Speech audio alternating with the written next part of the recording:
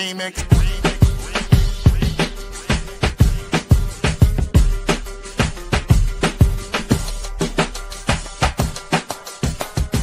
Remix. Remix. Remix.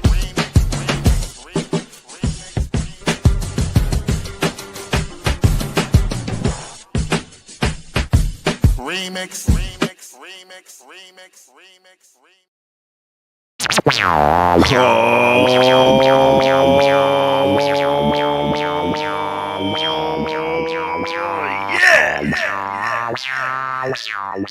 Welcome out. This is the Remix Morning Show. Right here on Black Liberation Media. In case you didn't know, I go by the name of the Ear Doctor. We came to bring you that boom bap breakfast. Yes, right here, right now. Let me introduce you to the one and only Jackie Lukman.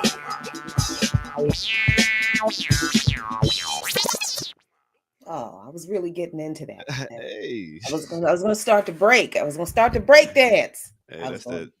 Them break JBs something. right there. We got Kim too, but she says she running late. Oh, So I'll give her an introduction maybe. okay. All right. Just make sure you do the full thing. Don't you know how you do sometimes. Yeah, I know. I guess I got to bring the music back and everything. How you doing, Jackie? Long time no see. Yeah, a whole 12 out, 15. Yeah. I don't know. Yeah, it's an okay morning. The heat dome has opened up over DC, so it's not it doesn't feel like the inside of Satan's butthole Oh, in DC this week. So it's been nice. Me and Kamathi have been able to get out, and he gets his two and a half, 3 walks a day. Now he gets to be outside and roll around in the grass out front, where he's the happiest. He likes being outside. So it's been. I've gotten over the sadness of my garden not gardening this year. It's why is it not gardening? climate change, and sometimes the soil just lets you know it needs a rest, and that's I planted my seeds late April, like probably the last weekend. I think it was the last Saturday in April, right before May. So the last frost had passed, the ground was warming up, everything should have been fine. That's what I've done every year, and this year nothing came up. Nothing. Yeah, because we got some surprise frosts in May. Yeah, that's true. Late at night, it was like it went down to like 30 degrees for a few days a week. So that probably killed a bunch of seeds. And then it did take a while to really get warm, for the ground to get warm. And that's a climate change issue, because we old country farmers, we still go by the almanac and the phase of the moon and the months and stuff like that, and the seasons are not lining up the way they used to. So and like I said, sometimes the soil just needs a rest. So we both resting this year, me and the garden. So with farmers, it's not time not being a universal time construct, or whatever people say. Nah, I mean, industrial farms, we forget in this country in particular that industrial farming is not farming. It's not farming like our people are used to it. It's not that we don't and haven't done, the kind of large scale farm. Yeah, of course we have, because we have to we have to feed our families, and then we have to also make money to feed our families, right? Yeah. So yeah, our people are used to raising big crops, having a lot of livestock, and having to both sustain ourselves and sell the product of that, so that we can continue to sustain ourselves. So it's not the size of the operation that is the problem, but the larger an agricultural operation gets, the more you realize you cannot control pests organically, Mm-hmm. Yeah. right? Because it's, first of all, you monocrops.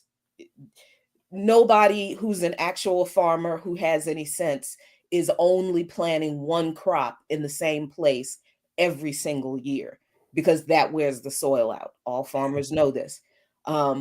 And also, look, bugs are just a part of farming, and some bugs are Bugs don't good. give a fuck if they organic or not. They gotta eat. I mean, but you want them. That this is the thing that people don't understand. When you are a farmer, you want bugs. Really? Yeah, you do, because some bugs are very, very beneficial to your plants, and you want to plant certain things to attract certain pollinators to help you pollinate your garden, but also to help the ecosystem. So you want to Mhm. plant, and there are small scale ways that you can control harmful pests. Like for tomatoes, it's what do you call hornworms? Those ugly worms with the fat green worms with the little horns, a little sticky horn thing that looks like on the end of on its head. That's a tomato hornworm. They're Mm, hideous. mm. And they are destructive because they can eat an entire tomato plant down to the sticks in Damn. a day.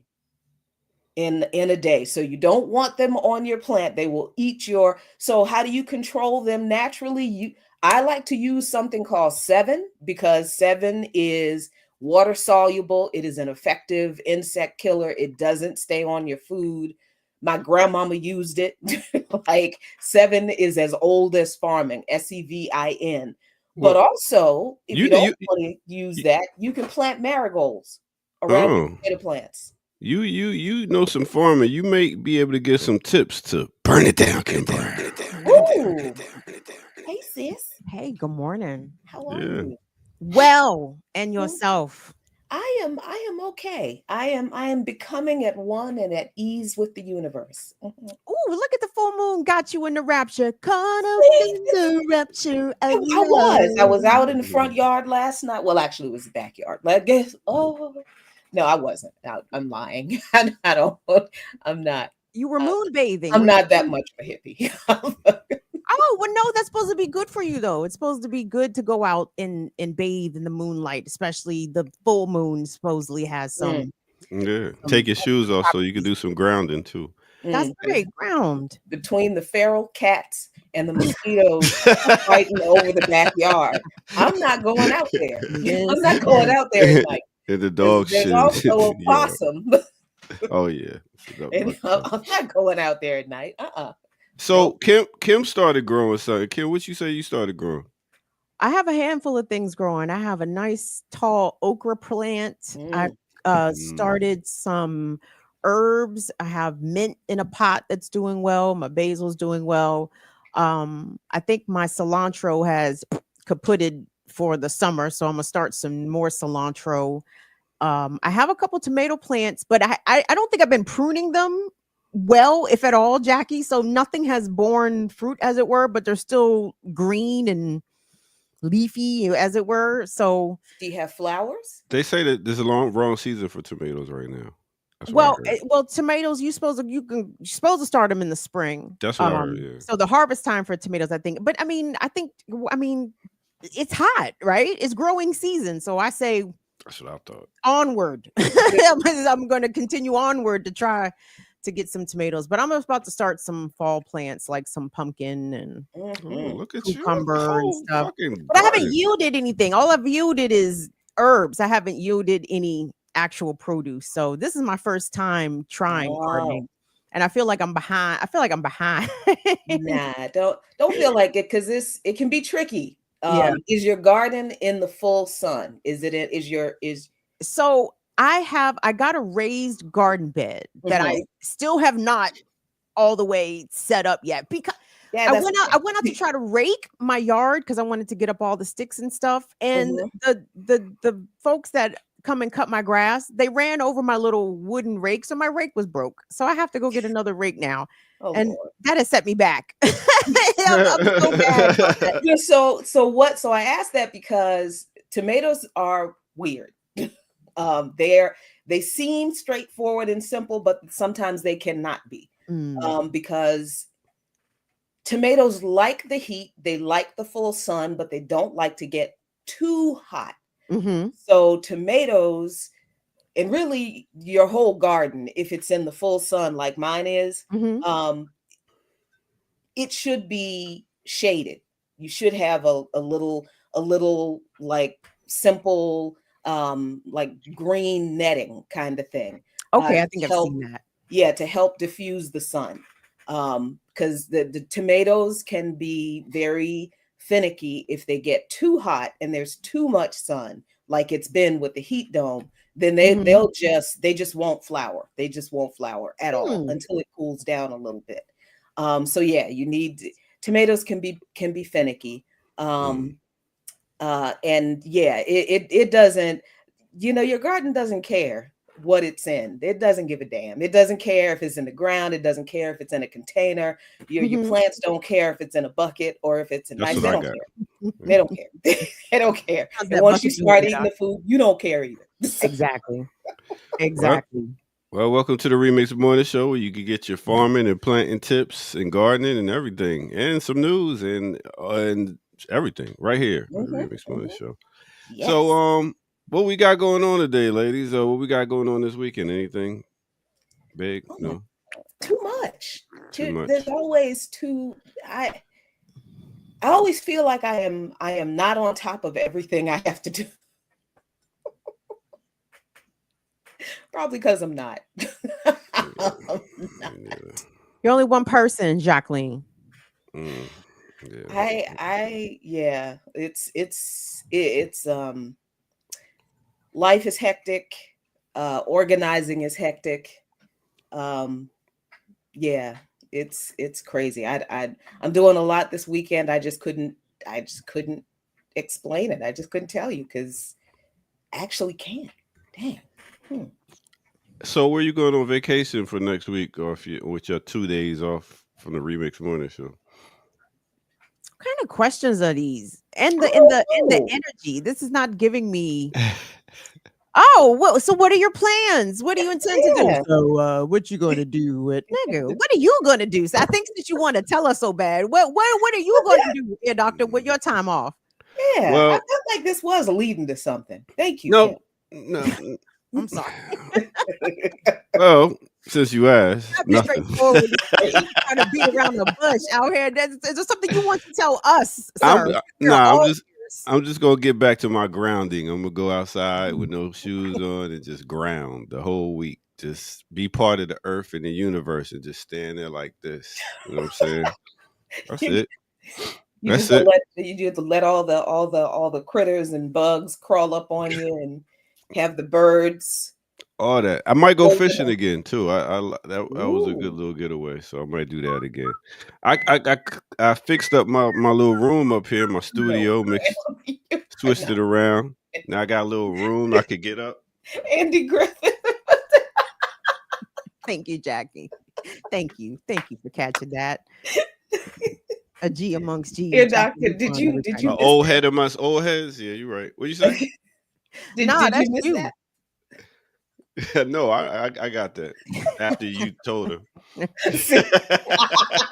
After she told me, and I'm the one who whistled it. Okay. I thought you was whistling Dixie. Oh Lord, Oh, have is that mercy, what this I is was a doing? whole. No, I don't know what's. you the one in Georgia. You should know all about whistling Dixie. So I wanted to make sure I could get up and move around because I was tired of sitting down. So now I could get up and bam, bam, bam. So I just adjusted some things around here. I got my plant over here in the corner now. You know what I'm saying? Just Mhm. trying to make it a little more cozy. I see. I dig it. I dig it. I feel like this is the lead-in look to calisthenics with Naka. You know what I'm saying, or something along the. I feel like we're about to get the Ear Doctor Fitness series with this view. The guns is out. I went swimming yesterday too. I'm gonna go work out after this. I've been on my eating salads all week, so I'm getting right. Mastering middle age with the Ear Doctor. I like that. How not to look your age. How not to look your age Hey, without wearing bad clothes, or Mm. tight clothes. What type of plant you got over there in the corner? You don't know. It's not real. It was Introduce gi- the plant to It him. was gifted. Oh, it's a ZZ plant. a ZZ plant. Yeah. Look at you. See, look at her off the top. Now tell us what is a ZZ plant? Look at that right there. That's a pretty Yep. one. So That's real too, Mm. Kim. I just making Mhm. sure. yeah, ZZ plants are easy to grow. I'm better at growing stuff outside than I am inside. Mm. My mom was the house plant queen. I'm not great at it yet. But I'm killing less of them. So that's good. Yeah, my plant death toll has decreased significantly. Yeah, But- so I heard it's not hard to take care of. So I was like, No, okay, good. They So- don't need a lot of sun. You can sit it in the corner. You give it a little water, Damn. little sip. Yeah, Every other week is okay. yeah. And it's ZZ is almost like a snake plant. They knew me. They got me when they got me this plant. They got Mhm. me. You know Because what you're I'm gonna saying? forget. You're gonna forget about it. You have to name it. Oh. Okay, Mhm. I like ZZ. No, Why no. how the hell I can't colonize my plant and give it its own we name African, we don't colonize things. when it's already called ZZ? Exactly. Why No, would I you give it an? You trying to make me a European colonizer? No, let's you want me call to give you it a human. religion? Let's a call you different name? human male then. How about Oh. that? We're gonna call you human male. Oh, how about I call it Zenzi? Why are you trying to fight? Why? I don't. Because Zenzi, get in the corner. that represents his deep-seated desire to put Zenzabel in a corner. You know what I'm saying? That's what it is. Look, This is Figured it out. You it all figured comes out. It all comes no, out. no. This has gone off the rails. Then come on, let's go It's break somewhere time. else. It's break time. Nobody put Zenzi in a corner. So they need to. That is the second time in 2 weeks that reference has been used, and it's great. All right. So let's go ahead and take a break. I'm sure there's something going on in the world. Mm. Yeah, let's do that. Damn, I forgot to play this song. All right, but anyway, let's go ahead and take a break right here on. This is gonna be a quick break Of Okay. course it is. right here on the Remix Morning Show. Let's go.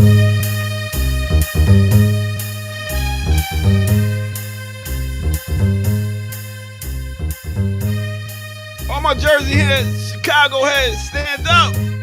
That good house music right there. I go by the name of the Ear Doctor.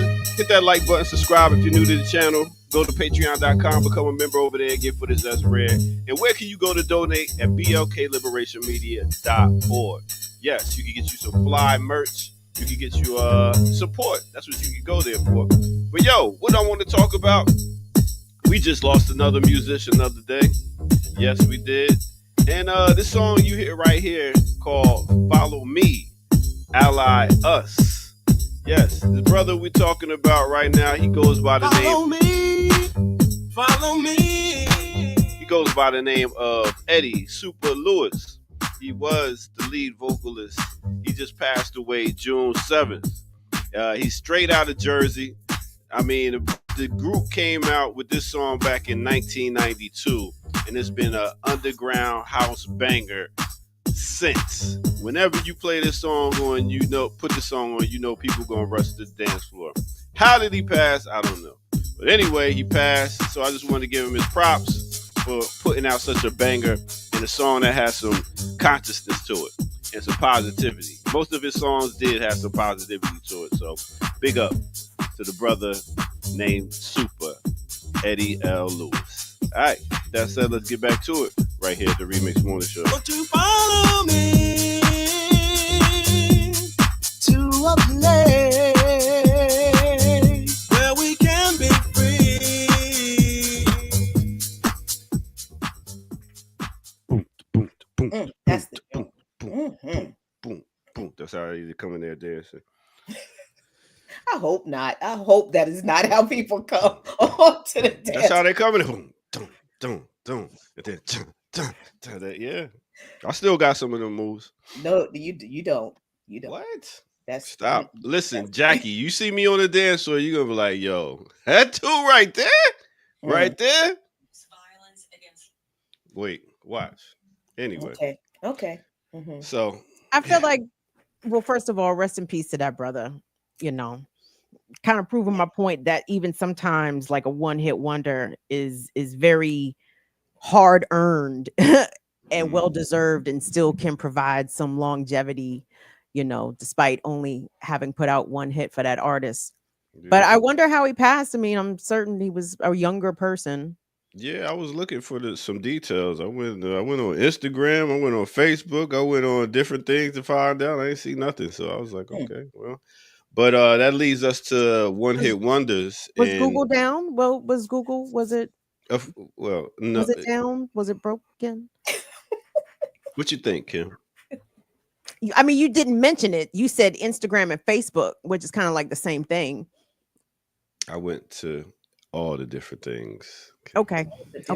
All right. So speaking of one hit wonders, make sure y'all tune in with Kim Smart Mouth at 11 o'clock. Classical Breakdown Music 101 as we do the 80s, and you'll see some one hit wonders there too. I'm a product of my environment, Air Doctor. The patriarchy is just. No, I can just imagine Mama Brown just smacking Kim for her smartness. Well, those are the times. That's the only reason I ever got suspended from school, was for talking back to teachers. I know. I can believe I it. never got suspended for fighting in school, but I got that suspended mouth every year for that mouth. Yes, that is correct.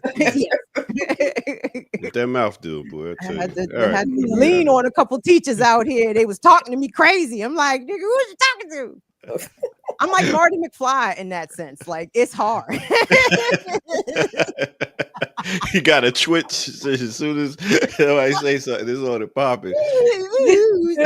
Talking crazy. I'm telling you, listen, my inner rage is Ving Rhames and Baby Boy, which is one of my favorite movies. In movies. But I'm telling you, like, when people start talking crazy inside, I'm like, I'm smacking myself. I'm like, oh, like you one of them crazy light skinned girls that turn red.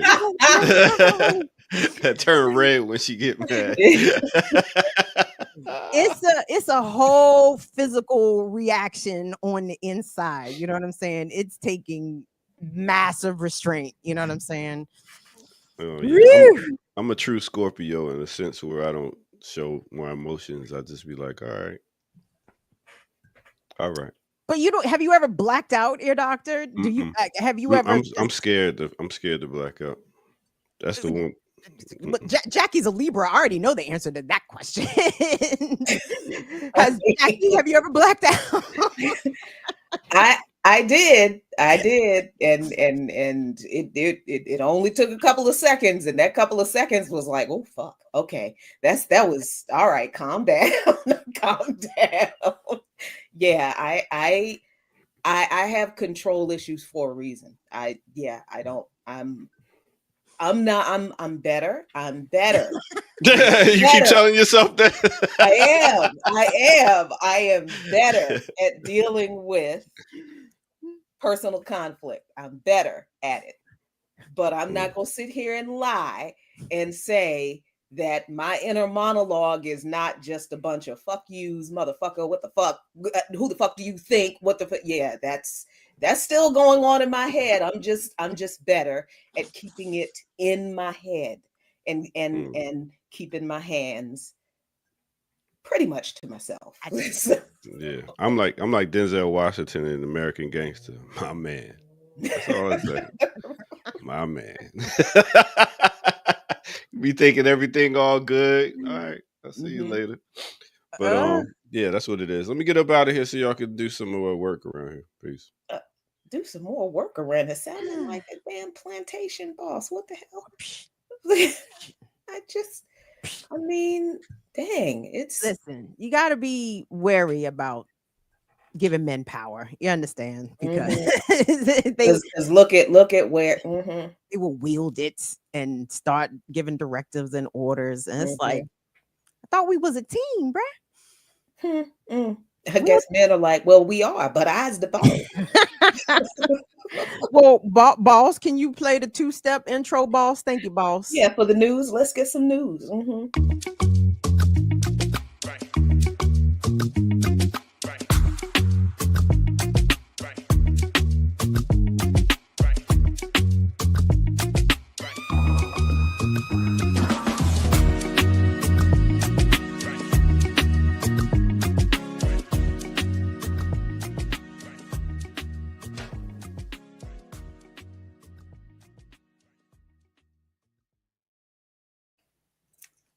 Bienvenidos y bienvenue for all the people joining us around the world, tout le monde. It's the Remix Morning Show. Today is the 10th of July, 2025. My name is Kim Brown. We've got Jacqueline Lukman over there. We got the ear doctor back there. We've got you in here. Remixers, thanks y'all. Per usual, we appreciate y'all making some time to hang out with your folks, get a little bit of information, get a couple of these jokes off, etc., and a cashmere sweater. Listen. Like the video, subscribe to the channel Black Liberation Media. If you want to support us, it's blkliberationmedia.org. You can also check us on Patreon with lots of exclusive content over there. Patreon.com/Black Liberation Media. Jackie, I'm so glad you're here. Thank you so much for being here today. Is there a particular place that you would like to begin? Because we're seemingly in the news cycle that never ends, Jackie. It doesn't end. We are in the pre-apocalyptic news cycle, where the apocalyptic news never ends because it's the pre-apocalypse. We're not even in the apocalypse yet, but there is some I don't know if it's good news, but there is some news. Out of Philadelphia. Oh, the strike is over tentatively anyway. The workers union in Philadelphia has reached a tentative deal with the city of Philadelphia. Trash pickup is supposed to resume on Monday. And I think this sign says, "Don't scab Parker's mess." So, folks were saying this is the mayor's mess and don't cross the picket line. And people didn't. So the work stoppage involving District Council 33 in the city of Philadelphia is over. Mayor Sherelle Parker announced on social media early Wednesday morning a marathon negotiation session Tuesday between the city and its blue-collar workers union. I don't know why they keep describing it that way. Who is that? What is pissing me off? What outlet is this? This is a local. This is WHYY. This is PBS. That's the NPR station. Yeah. Wow. Like, when did we start back with this blue collar, white collar bullshit? When did that? See, I told you I was doing better, and they doggone it. Anyway, so HYY. Why? So Greg Boulware, president of American Federation State, County, and Municipal Employees District Council 33, asked me, exhausted after the 12-hour negotiation session, and said they did what they had to do. Quote, "There's a lot of factors involved in what was going on, and we ultimately did what we thought was in the best interest of all of our membership." Boulware says, let's see what that means. "The deal appeals to be a complete win for the city because it got just about everything Parker wanted." Wow. With a 3% raise in each of the 3 years of the deal. It's a deal the Parker administration is calling historic. When adding in the 5% increase the city agreed to last year to extend DC 33's contract by 1 year, the increase for the union over Parker's 4-year term will total more than 14%. Workers will also get a $1,500 signing bonus. The increase is still well below the 32% total pay increase the union was fighting for. Parker didn't declare victory in a Wednesday morning news conference at City Hall, but she congratulated her team, saying they did what she wanted to do when she took over the city. "I understood when I ran for mayor, I needed a team around me and I needed them to go to war with the status quo." You know what? Whoa. She can kiss my whole black ass. She and her black ass can kiss my whole black. The status quo, the workers, the sanitation workers that you're underpaying. And that you disrespected, like they're taking something from you by demanding to be paid a living wage for the nasty, stinking, dangerous job that they do that nobody else wants to do. And they're the status quo. They're the people you went to war over. Oh my God. I hope Okay, I can't say that. I Did you see her at the press conference yesterday? She was a little. This lady, I don't know why this lady insists on screaming in the microphones. Let me stop. Mayor Parker, it's a microphone. We can hear you, Mayor. To the mic. That's what the mic is for. Please stop yelling. like Number one, but also she was all weepy. She was emotional, and I didn't think that we was going to be able to. Everybody counted us out. like no, nobody counted you, the mayor, the greedy, stingy mayor who attacked the workers and the people of Philadelphia. No, nobody counted you out. People hate you. It's not a counting out. It's you're the devil. You're the enemy of the people. You are the man in blackface with a bob. So she expanded. There was a lot of no, I won't say a lot, but it was some, I won't say misreporting, maybe some misinformation that the mayor gave herself like a 9% pay raise. That turned out not to in fact be true. The former mayor, a pay raise had already been included into the budget. So when she took office, the pay was what it was, $261,000. But what she did do was that she increased the budget for her own personal executive office. So she has spent nearly an additional $4 million on salaries for executive assistants and analysts and shit, it just in the mayor's office. You understand? Right. So right. And I think like the average salary for people that work in her particular office, particularly in her circle, is like over $100,000 average salary. So that's why the people understandably were so upset. And the fact that the cost of living is climbing at such a rate in Philadelphia, being hastened on by gentrification, that people who work as sanitation workers, as school crossing guards, as 911 dispatchers, they themselves can't afford to live in the city. And, this is another example, yet another example of the Black misleadership class in this country at every level. When we, BAP, when we talk about the Black misleadership class, we're not just talking about the Congressional Black Caucus. We're not just talking about them mugs less than 10 miles from, and it still disturbs me how close, like physically close. If I wanted to, I could walk there and be there in time for lunch. You understand? That's how close. Be there well in time for lunch. It less than 10 miles from where I am sitting right now. We're not just talking about the ones who are up on Capitol Hill. No, we're talking about these Black mayors, these Black city council members, these, all of these Black folks in positions of power who are the gatekeepers for the status quo. And here this woman is talking about she needed a team around her. Did you see the looks on those people's face? They look like they hate poor folks.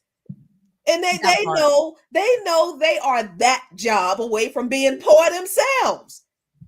And it's this whole moment in time where we got Beyonce doing stadium tours wrapped in a fur coat American flag with yikes. I haven't seen the pictures, but yeah. Black women mayors surrounded by Black women negotiating teams talking about the Black working class people that they went to war with are the status quo. And these people are trying to survive on bullshit pay in a city they can't even afford to live in anymore. I don't know how whatever uprising is going to happen in this country. I don't know what that's going to look like inside of our communities. I honestly, I don't know, man. I feel like we're going to do a whole lot more fighting with our own people. With each other's. Because I'm so, and maybe I am showing my disconnection from, because I came to this seriously organizing thing late. In life, I went to protests and all that, but I was never involved in an organization for real. For real, Abdus was. So when I met him and we got married, he's like, "Oh, we ain't gonna just go to protest, baby. We find an organization, or we gonna start one." And so this is how we got here. So all of this is new-ish to me. After what's it been since 2013, 14? Now. So this is kind of newish to me, and I guess there's a lot of internal contradictions among our people that I missed in this long trajectory of struggle for liberation. But damn, y'all, how far? We can't have always been this stupid. I do not believe that we have always been this stupid. We got ADOS and FBA on one side cheering on ICE. And then you have ICE. Have you seen the new recruitment ads for ICE? No, I haven't. I've seen some recruitment stories going against ICE that I got coming up for us in a bit. Yeah, let's go there. Let's go there. But one of the new recruitment ads for ICE features a Black woman.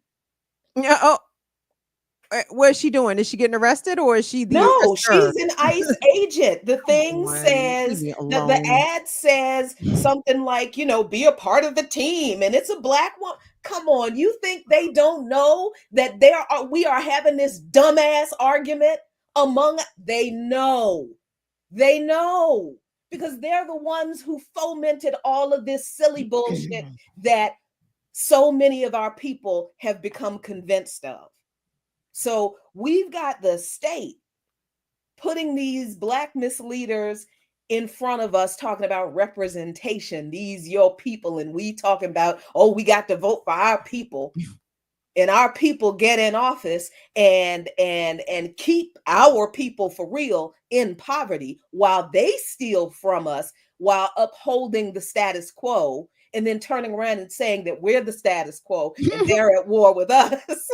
And we still gonna vote for these people while we go into Beyonce concerts, while she is indoctrinating us on behalf of the state with her fur, with her American flag fur coat and her Cowboy Carter aesthetic, convincing all of these Black folks that they're Americans now, at the same time that ICE is rounding up Haitians and getting their asses beat in the Bronx because they thought they was going to do it. And I think it was Brooklyn. I think it was Brooklyn. Yeah, and they were like, huh? Right. No. Right. All of this is going on at the same time. None of it is disconnected. None of it is a coincidence. We have been we've been played. We fell for it. We fell right into it. A whole bunch of our people. Absolutely.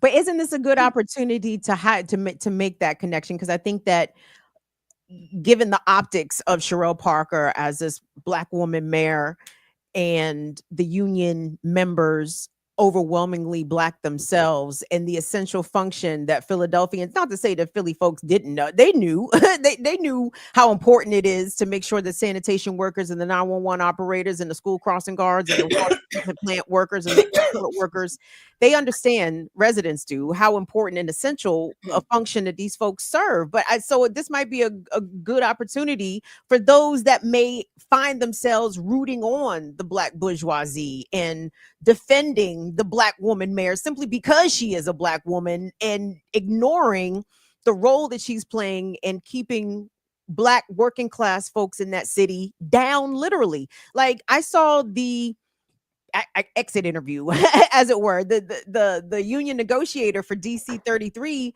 after they came to a tentative deal. My man's looked it downtrodden. Like, they said, he was exhausted. He didn't look like he was happy with the deal that was reached tentatively.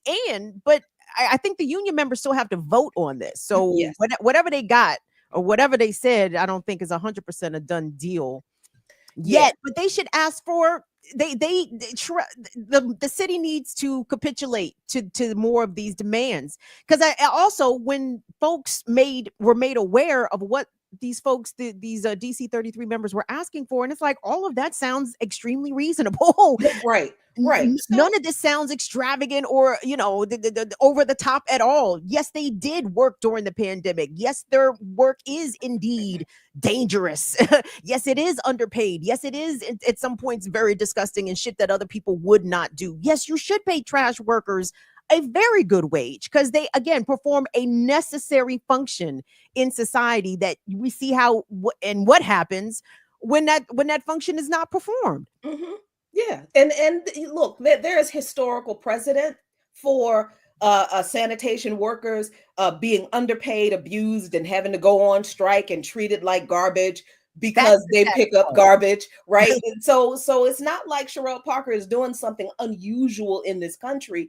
It's just, okay, it's a black face doing it now.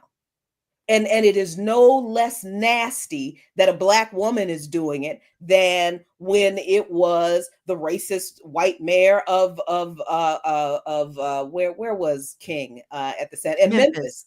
Thank you. That Mayor Loeb, whatever his name was. It was no different from whoever the mayor was in New York City when they had the huge garbage strike, sanitation worker strike there, because for the same reason. And folks in the chat, thanks y'all. I didn't realize that, social media is very, very weird. The video that is attributed to people in Brooklyn protecting folks from ICE was actually not that. It was folks in the chat are saying that it was Haitian Flag Day celebration. So social media is undefeated in confusing the fuck out of people. So sorry about that, y'all. It was a different event? Yeah, apparently it was a different event. Oh. Yeah. Okay. I mean, look, we're here for correction if y'all know better. Yeah, look, listen, I say all the time, if I am incorrect, please correct me. But look, if you just disagree with what I'm saying, keep it to yourself. But if I am incorrect, please correct me, because I don't want to be out here spreading misinformation. So yeah, apparently that is incorrect, and I did not know that. Thanks so much, chat. But we do know that in several places, particularly in California, folks have been given ICE the blues, and ICE has been confronted, and I don't even really like calling them ICE, because you and we all know that them people are not all ICE agents. They are Billy Bob them from down the way. They are the Proud Boys. They are the for all the fuck we know, Patriot Front. Exactly, them too. But for all the fuck we know, they're sex traffickers, right? You know what I'm saying? Like, there have been numerous cases of women, Latinas specifically, but women being accosted and detained by these unmasked, unidentified, uncredentialed men. Like, this situation is so dangerous. Like, it's dangerous across the board, whether you are a migrant, whatever your status is. Nigga, how was this? This is big Fugitive Slave Act energy, Jackie. They just literally snatching people. Who's to say? What's to stop? You feel me? I mean, and this is the thing. You know what I'm going to say. You know what I'm going to say, because I'm never not going to say that we are seeing in public, in the streets every day, what has been going on the whole time. This, under Biden, under Obama, under the first Trump administration, under Clinton, especially under Clinton, because he's the one who started all this mess with ICE and immigration and all this kind of.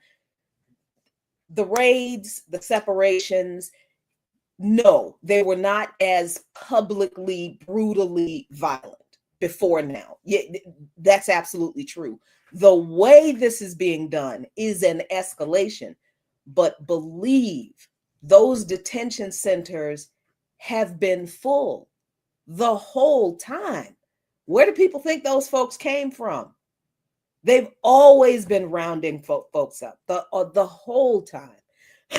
Excuse me. Now, the difference is that they're not following any so-called rules for how they do it and who they allow to do it.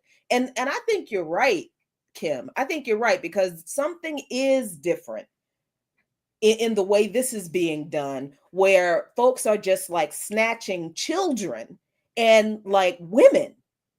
And I'm like, how are you snatching people? Like the story about, and I'm guessing this is true, because now you have to question everything. Right. The story about them snatching a woman who was literally breastfeeding her child. Like, what? Why? I've I mean, heard we know several why, stories like that. but it's like there are some aspects of this iteration of U.S. immigration policy that is giving real big sex trafficking energy here, because I don't. This is a different kind of exercise of an already inhumane, violent policy. And, you know, like I said, it's been going on, but the fact that they're doing it out in the open during the day, not at midnight, you know. Well, and you know, I mean, I've heard stories about people being disconnected from dialysis machines. Like, I mean, very sinister and cruel stuff. So, in addition to a potential trafficking aspect about this, this is ethnic cleansing. This is giving big ethnic cleansing energy, because they are snatching folks with some who have legal status, some who are literally at work or receiving medical treatment. The quota system, I think, that has been put upon ICE and Border Patrol, it might be a little different. I mean, the 3,000 a day, and then I think, I don't know if I misheard this or made this up in my head, but did I hear 7,000 a day is part of a new directive or a new mandate for ICE to round up and detain folks? And I don't know if the conditions were always this bad inside of these facilities. They probably were, but the what's the word I'm trying to say here? The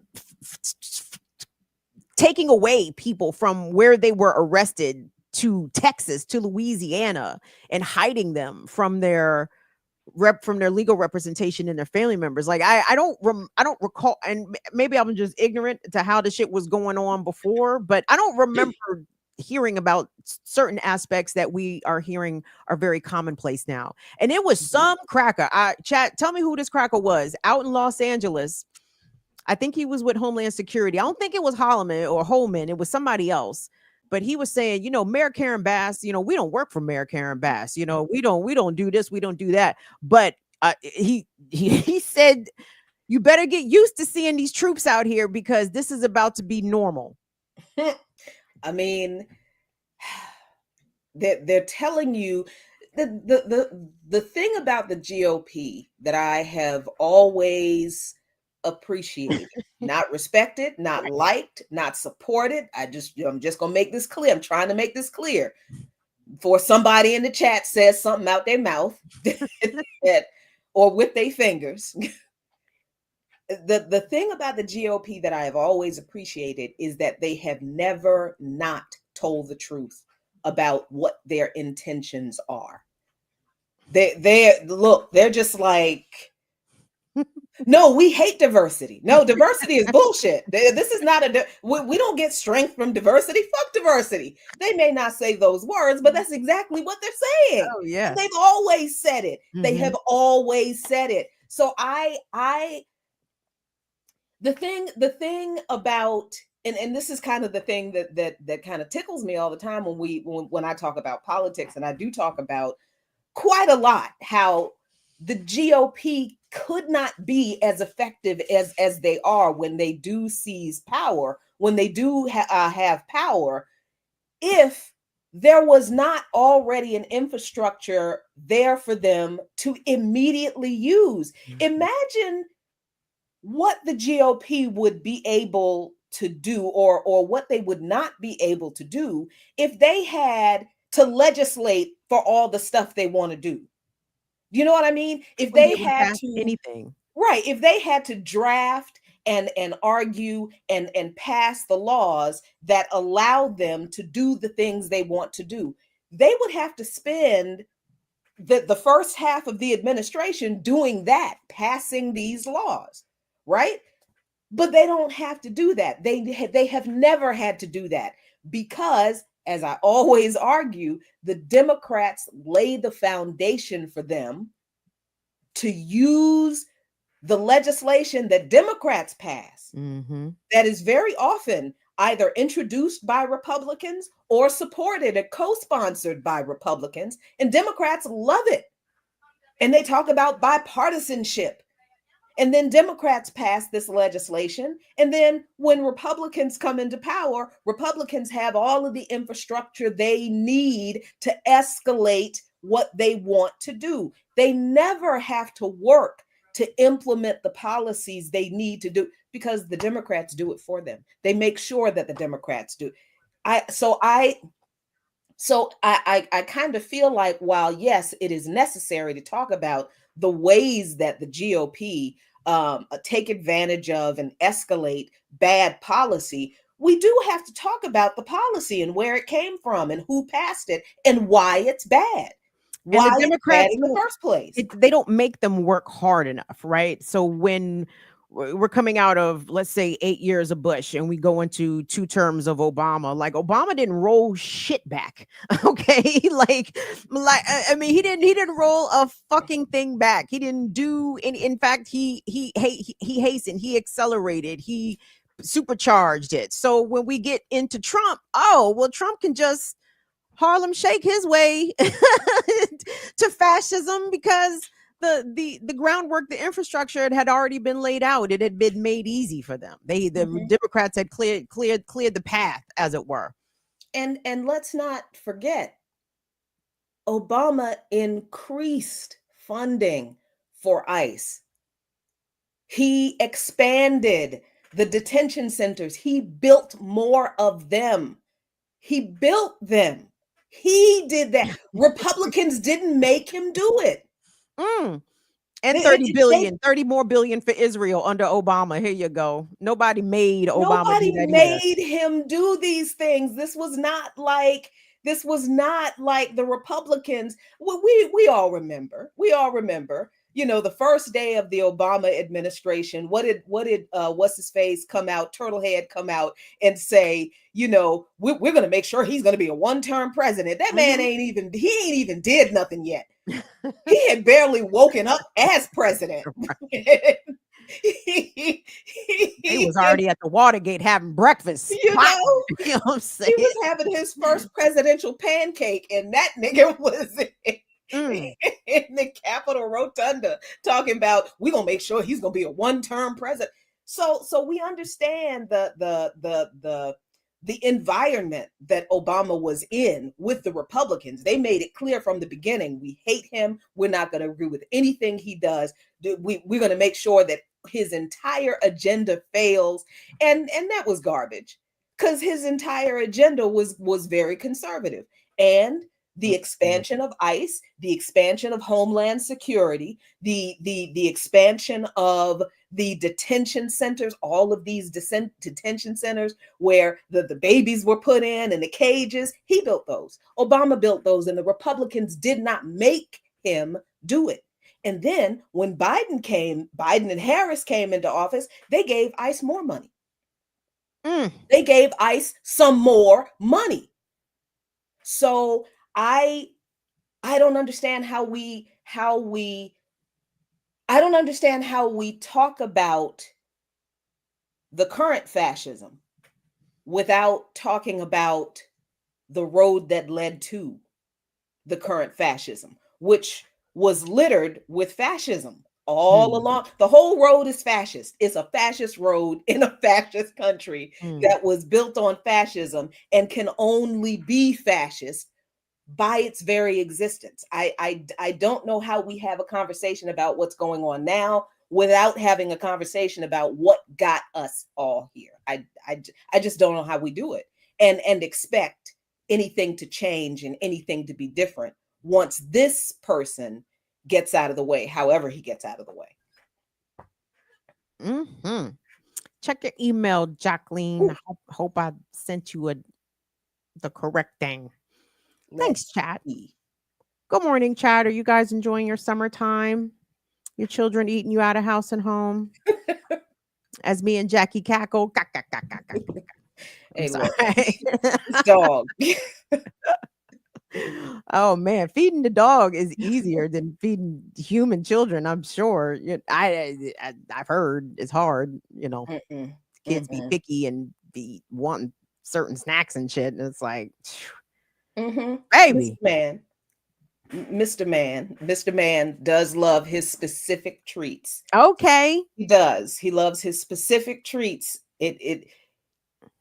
If I am eating something, he wants to know what it is because he needs to know if he will like it too. So if I am eating a banana, he's like, "Wait, what is that? Let me sniff it." And then he has to lick it. And then if he doesn't like it, he'll put it on the floor. But then he'll come back and he'll reconsider. Well, I don't know. I was dog sitting. Sniff it and lick it. Pause. It's a dog. It's a What dog. What is supposed to do? Pick it up with his Oh, hand. I just came in late. My bad. I see you did. And wrong. Lord.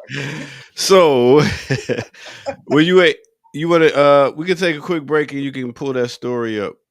You gonna do that? I don't see it in my email. Yeah, wait because a minute. No. she sent it to me. Okay. Oh, good. See, Oh, no, look I at got that. it. I got it. Okay, I'm okay. looking at my wrong Oh. email. We are the champions. All right, Sorry. all right. So, Shut up. What is with Oh, you? wow. Look, the full moon and got your ass too. Full moon in Capricorn. This is making sense. Yes. what happened? Oh, once again, I didn't say a particular thing, so everything in the universe is wrong. Okay. That's Yeah. right. That's All how. right. That's how it is. Welcome to the Remix Morning Show, Jackie.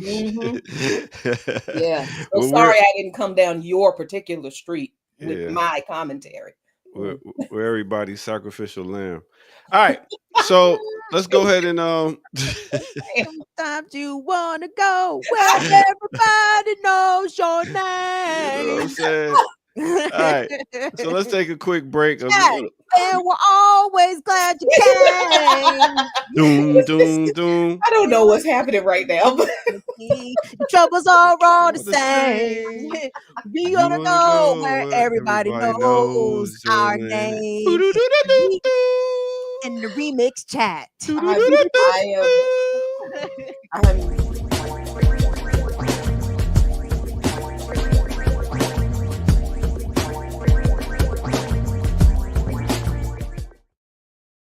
All right, we're gonna do a remix on the remix. Welcome out, y'all. Let's do it like this.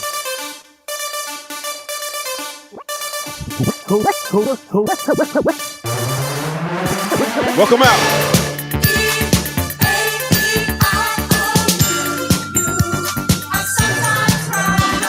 Cooling at a war, and I'm looking for some action. Cooling at a war, and I'm looking for some action. But like Mick Jagger said, I can't get no satisfaction. The girls are all around, but none of them want to get with me. But they're at the fresh, and I'm looking deaf. Yo, what's up, what I don't see? The girls was all jockey at the other end of the bar, having drink with some no-name chump when they know that I'm a star. So I got up and strolled over to the other side of the cantina. I asked the guy, why you so fly? He said, funky Comadina.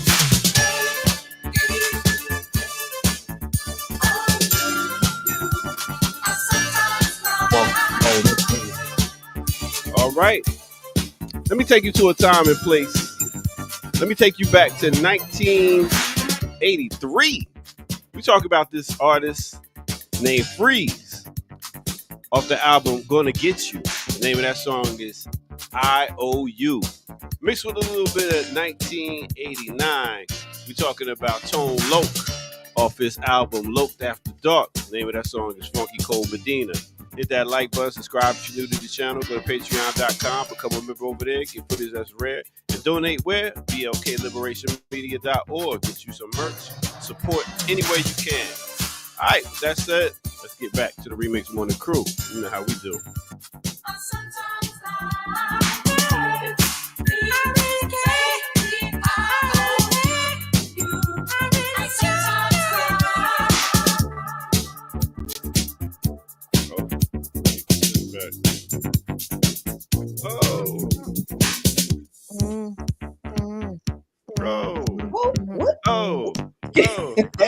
go.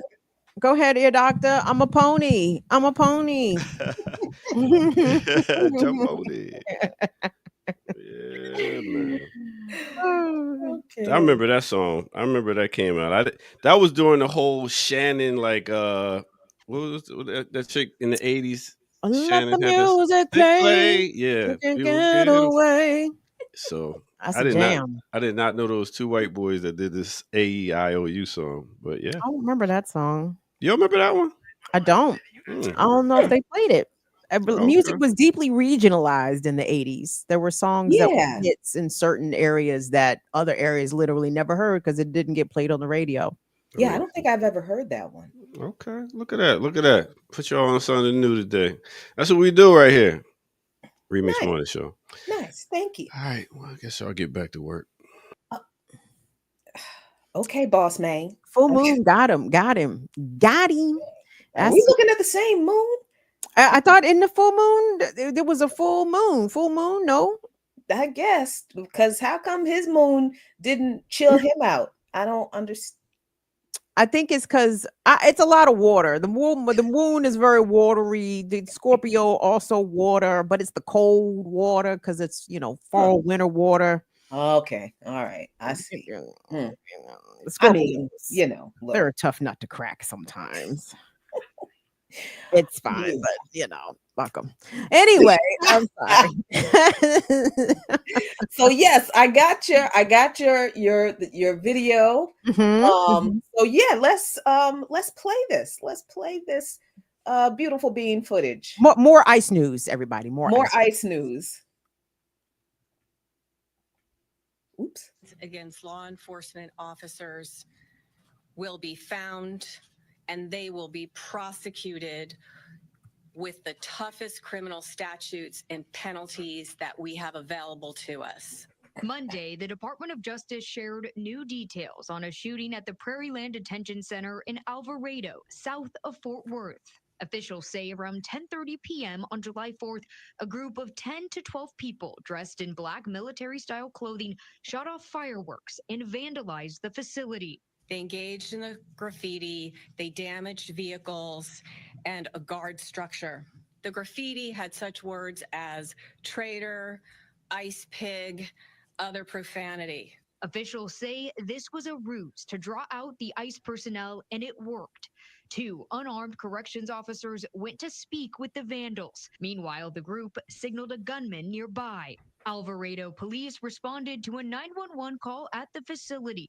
When the officer got there, he was shot in the neck, and another assailant fired 20 to 30 rounds at the unarmed corrections officers. When the suspects fled the scene, the Johnson County Sheriff's Office stopped a vehicle leaving the detention center. There was a single driver in that vehicle. The sheriff deputy saw in plain sight a firearm. Another firearm was in the back seat. Texas. Kevlar ballistic style vests also in that vehicle. According to court documents, this driver told the sheriff deputy he met some people online and took them from Dallas to the detention center to, quote, make some noise. On the detention center property, sheriff deputies stopped 7 individuals near where the Alvarado police officer was shot. Some were wearing body armor, some were covered in mud, some were armed, and some had two-way radios on them. When authorities searched the area, they found more body armor, spray paint, and flyers with anti-ICE messaging. Over the course of the weekend, additional related searches occurred. We found masks, goggles, tactical gloves. One residence of one of the defendants, there was additional body armor. There was a cache of 9 additional weapons, spray paint, fireworks, and again, insurrectionist material. The Department of Justice charged the 10 suspects with 3 counts of attempted murder of a federal officer and 3 counts of discharging a firearm in relation to a crime of violence. An additional co-conspirator is charged with obstruction of justice and conspiracy for attempting to conceal and destroy evidence in relation to the attack. He faces up to 10 years in prison. This will not be tolerated. Yeah, go to hell. I mean, the items found sound like any average prepper shit. You know what I'm saying? Oh, goggles, tactical gloves, masks. Imagine them finding guns on people, Jackie, in Texas. Oh my God, in Texas? Oh my God. Body armor in Texas. That I mean. But I thought this is why people fought for their right to bear arms. I thought it's common. I thought it's everybody's American right, particularly in Texas, to have as many guns as they want and all of the tactical body armor and all of the neat, fun stuff that good patriots should be able to defend themselves against a tyrannical government. Isn't that what they say? Isn't that actually what it says in the Constitution? Isn't that actually what it fucking said? So all of this stuff about law and order, obviously it was always bullshit. It was never about law and order. Never about law and order. Never. It was always about control and repression. It was never about letting you, the citizen, have the right to bear arms. No, that's not what it was about at all. Not to protect, not so you could protect yourself from the tyrannical government, because the government knows it's tyrannical. These people know they're a bunch of fucking tyrants. They know that. They like that. No, though that right to bear arms has never been for us. It has always been for them. So now all of a sudden, the people who allegedly that they were fighting for, all citizens should have a right to bear arms. Why are you making a big deal about all the fun, neat toys that these people had that you said they had a right to have, but now it's a problem because they're using it exactly the way the Constitution said they're supposed to use. That's what I kind of find interesting. There's a couple things I find interesting about this story. Number one, I'm not sure how well reported nationally this story is. I was like, oh, that's interesting. You don't say. Somebody decided to attack the hospital. Wow.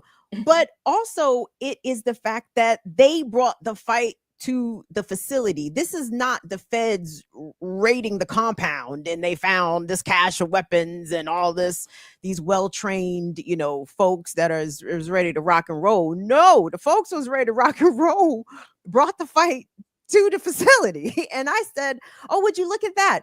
And I haven't seen mugshots. I don't know the identities of these persons. I am dying of curiosity to know. Yes, we do. Who were these angels? Who were these missionaries of the Lord Jesus? Who are they?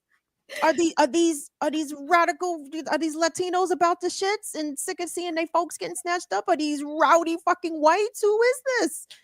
I'm you know what my money's on. My money's on the whites. And if I am correct, it's about damn time. But I would be willing to agree with you because they all survived, right? I mean, look, none of them were shot. The cop got shot. None of them got shot. So of course they were white. Yes. Okay. There's all jokes aside, there's only so much we're gonna say about this because we already demonetized, and we're trying not to get detained for any reason. Hey, but the Constitution is the Constitution, man. That's what it says. That's what it says. But that piece of paper don't mean shit either. Because if it did, none of this stuff would be happening now, would it? If that Constitution meant anything to the rest of us, it doesn't. So I will say organization is important.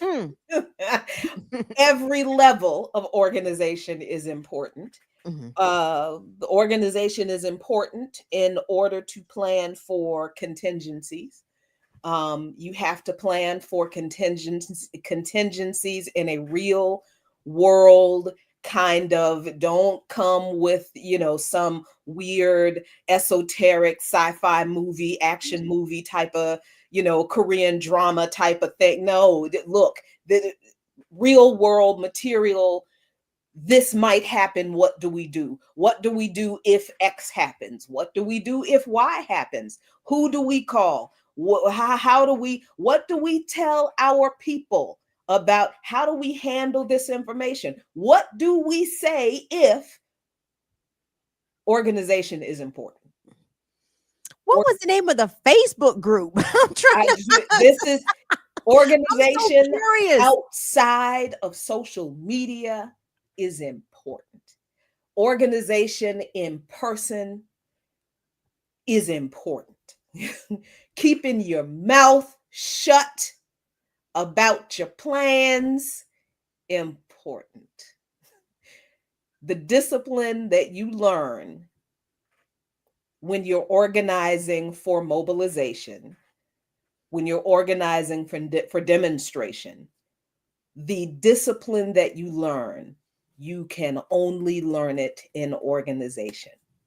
So please, y'all, whatever your feelings are about organizations in general, please let this incident be a reminder that this is dangerous work anyway. Like the struggle for liberation is dangerous because you are fighting an enemy that has had centuries to build itself up and adjust and perfect its tactics against us, and they can pivot at the drop of a hat. We have a harder time pivoting, so we need to be better organized than we are in order to fight them. So this fight for liberation against this enemy is dangerous anyway. It is even more dangerous when you do it outside of organization and by yourself. I hope these folks are connected to a network who can support them. So I don't know if this was a set the captives free mission. However, this was the second such attack on an ICE facility. I even think the second one in Texas in as many weeks. There was a lone gunman who started blamming on the ICE facilities, and you can imagine what happened to him. He was also killed. But the fact that some folks see the concentration camps and understand a need for liberation, a need for armed resistance. And I think my guess, this is not incitement. Everybody do what you want to do. Say what you want to say, play how you want to. Yeah, do whatever you want to do. But I'm just saying, I think more folks, I mean, I won't be shocked if we see more incidents like this. Let me put it that way. Yeah, I mean, that won't surprise me at all, especially at Alligator, Alcatraz, Auschwitz. I think people are understanding what is exactly unfolding right in front of us in real time at a breakneck speed pace, and the cruelty ratcheted up quite a bit. I think folks are going to be inspired to action, and that's part of the reason why ICE got quadrupled 10x funding, because they anticipate this too. I mean, again, this is an armed population in America. You know, this isn't a place where people don't have access. They do. Niggas is even printing off guns off the fucking printer. Right. You know what I'm saying? Like you can get a gun in America. You can get you can modify the shit. You can do all kinds of shit, and they know it. Yeah, I mean, it's like, what are there? I think the last, and I can't remember the name of the organization now that does the tracking of gun ownership in the U.S., but they're like over 400 million legally registered guns, and in a population of just over 330 million. So, right. And I understand that those guns are not evenly distributed, right? No, like a lot of the whites obviously are sitting on caches of armaments and at the same time. But guns are accessible. Even if you don't personally have one, it is not hard for you to get one. Yeah, and according to the people who track these things, that 400 million guns, that doesn't include the military or the police. Oh wow. So listen, I think you may be right, Kim, because look, haven't we seen these folks pick up arms and and use them against federal agents over less. Remember the what were they called? The Ammon Bundy. Oh, the uh, Bundy Ranch. So they yeah, blame it over remember that? land. Get off my land, copper. So Blame listen, what is going to happen is going to happen. People are going to do what they're going to do. People are making connections that we have been trying to make. And people are seeing what they're seeing, and people are feeling like they have to do whatever they have to do. I have no commentary on people's behavior and actions. That's because when people recognize fascism, they're gonna respond. However they look, that's just true. I am just saying, please be safe, please be organized, please be disciplined. Keep your mouth shut. I mean, if you're gonna get caught, you're gonna get locked up anyway. Keep your mouth shut. Don't tell a bunch of people. Have some discipline. Have a plan. You have contingencies. Have backups. Be organized about this. That is the only way we are going to come out on the other side of this with any kind of with anything intact. Anything. I mean, these individual actions are great. They're fine. They're necessary. They're going to happen. There was no way this country established the way it was on the principles and the actions that it was that grew on the hatred and the exploitation and the imperialism and the slavery and the genocide that it did and continue to profit from. There's no way that this country would not experience the fruits of its own, what it's sown. It was bound to come back. And we didn't have to do anything to make it that way. That's just how it is.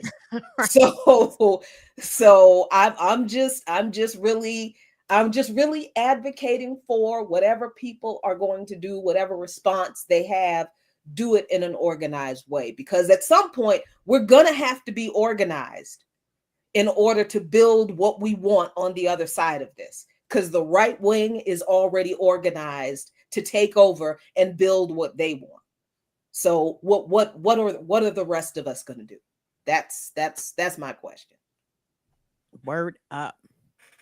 All right. Well, anyway, gang, keep your eye to the sky about additional stories of that. So anyway, thank you all for being here. It's the Remix Morning Show. It's Kim and Jackie and Ear Doctor. We're just hanging out on the summertime. Yep. Man, I remember being home from summer, being home from school during the summer, pre-cable, and they didn't really show cartoons in the morning during the weekday. So that's when I would be watching all the I Love Lucy, I Dream of Jeannie, Bewitched. I feel like I know a lot about white American culture. We do. Of television. You know what I'm saying? Like, anyway. Yeah, we do. We know our enemy. We do. We some of us like to pretend that we don't know how evil these people are, and too many of us, particularly my brethren and sistren of the Christian faith, we always appeal into some morality that we know damn well they don't have. We know this. We know because we've been in their churches. We know. We know they full of shit. I'm realizing that I only watched I Dream of Jeannie because of Major Nelson. He was cute. Right.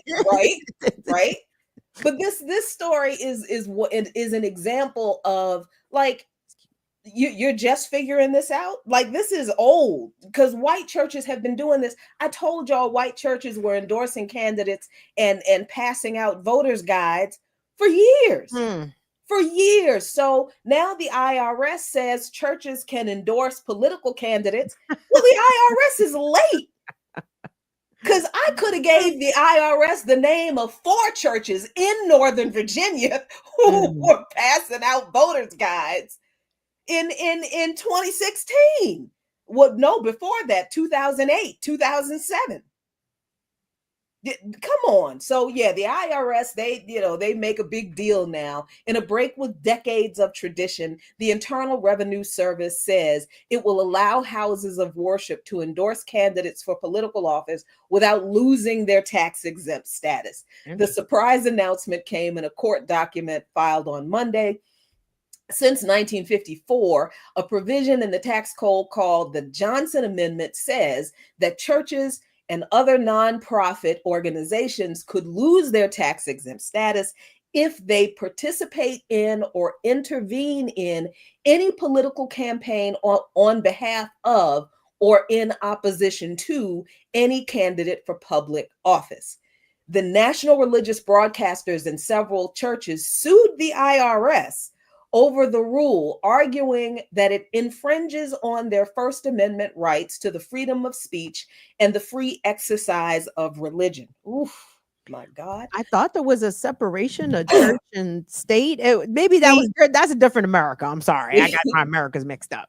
See, this is why I say we Black Christians know these white Christians are full of shit. We know that.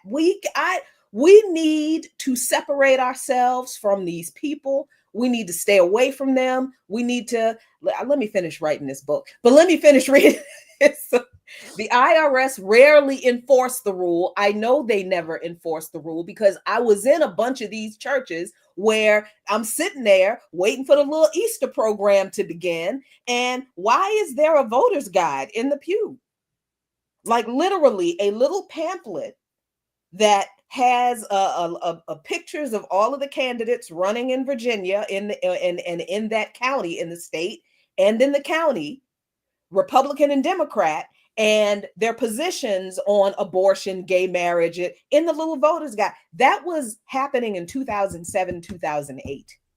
I mean, for Democratic candidates, especially Black ones, especially in Black areas, a stop at the big churches, plural, is a must, right? Like, yeah, I mean, so they've been both sides, but not to the extent. But you understand, like Black Democrats have absolutely been, white Democrats period, have been doing this also. Like, and I don't have any issue with souls to the polls and that kind of, voter mobility stuff like that originate. I don't have, listen, to your point, I mean, this has been going on for so long. It's like, okay, well, I guess it kind of made sense to normalize it in a way, but yeah, it's a further step towards theocracy, I think. Because there's the blurring of the church state lines. I mean, you already have, like, you already have and have for a long time.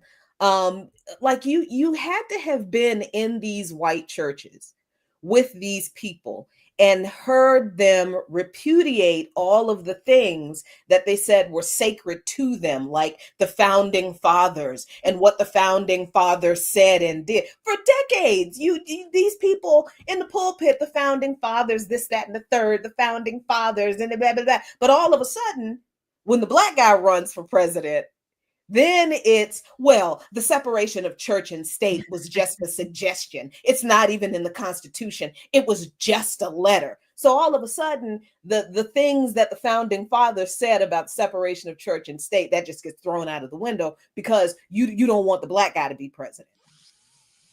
Right? So he is a Muslim, Jackie. I mean, then there is the whole then as angry as I was, and I'm trying to, and this is why I'm having such a hard time wrapping this book up, because I'm trying to punch the white Christians in the mouth, but I'm also trying to punch the Black Christians in the mouth, because we were not as vocal about what we knew they were doing as we should have been. Because we understood, I think, how political and how politically active white conservative churches were. I mean, we saw it, right?